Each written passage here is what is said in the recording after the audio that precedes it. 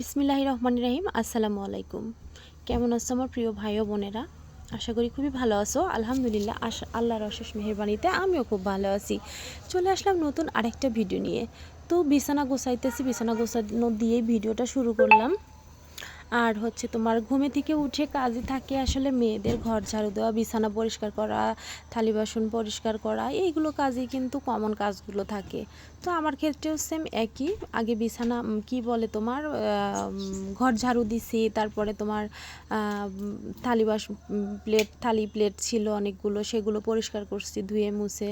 তারপরে তোমার কি বলে উঠান ঝাড়ু দিছি, ভিজা কিছু জামা কাপড় ছিল সেগুলো শুকাতে দিয়েছি। তারপরে আসছি ঘর গোছাতে, কেননা এই ঘরগুলোতে তোমার শুয়ে থাকে মেয়েরা, মেয়ের বাবা একটু দেরিতে ওঠে। মেয়েরা বলতে ছোট মেয়ে আর মেয়ের বাবা, আর বড় মেয়ে তো আগে উঠে যায়, কেননা ওর পড়াশোনা আছে, ও তো আর এত বেলা করে ঘুমাতে পারে না।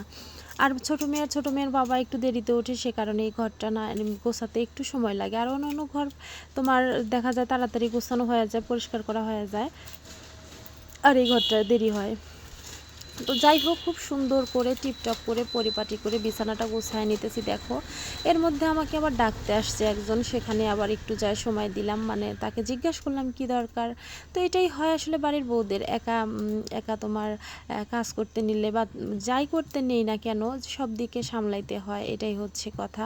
আর দেখো, এই ঘরটাও একটু গোছায় নিতেছি। সকালবেলা গোছাইছি যদিও, তারপরও এখন একটু গোছায় নিতেছি, কারণ মেয়ে হচ্ছে বড় মেয়ে এখানে পড়াশোনা করছে, পড়তে বসছিল, সেক্ষেত্রে একটুখানি নোংরা হয়েছে।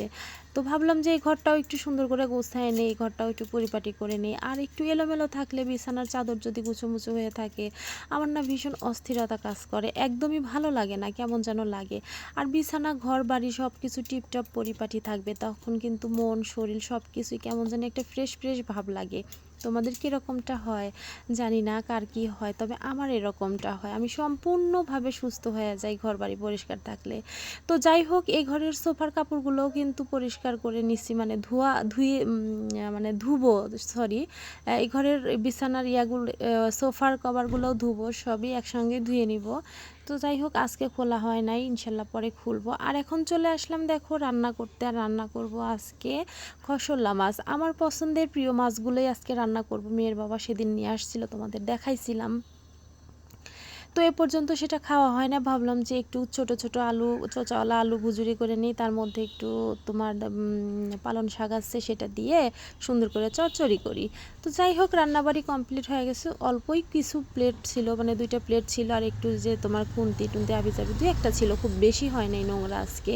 তো ভাবলাম ওই কয়েকটাও ধুয়ে একদম সিঙ্ক পরিষ্কার করি, চুলা পরিষ্কার করে তারপরে একেবারে এখান থেকে চলে যাই, এখানকার কাজটা একবারে মিটায়ে চলে যাব, এখানে যেন আর আমাকে আসতে না হয়। আর তাড়াতাড়ি রান্নাবাড়ি শেষ করি, 2টা মেয়ে খায়, ওরা তো রোজা থাকে না, বড় মেয়ে একটা রোজা করে আর একটা করে না, এরকমভাবেই আসলে পড়াশোনার চাপটা একটু বেশি, সে কারণে রোজা অত থাকার জন্য উৎপাত করি না, যে ওর ইচ্ছা করলে থাকবে, না করলে না থাকবে, এটাই হচ্ছে ব্যাপার।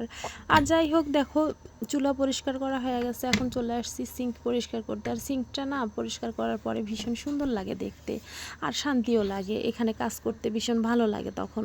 আর নোংরা থাকলে আমার কাজই করতে ইচ্ছা করে না। তো অবশেষে চলে আসলাম ইফতারিতে। দেখো ইফতারিতে কী আয়োজন করছি। ইফতারিতে একটুখানি বেশি, খুব বেশি না, আবার একটু বেশি কিছু আয়োজন আজকে, কেননা আজকে 2জনকে ইফতার দিব, সে কারণেই তোমার হচ্ছে ইফতারি সুন্দর করে গুছায় তোমাদের দেখাচ্ছি। আসলে কি বলবো, আজকে যেটা যেটা দেখতেছো এটা প্রতিদিনই খাওয়াই হয়।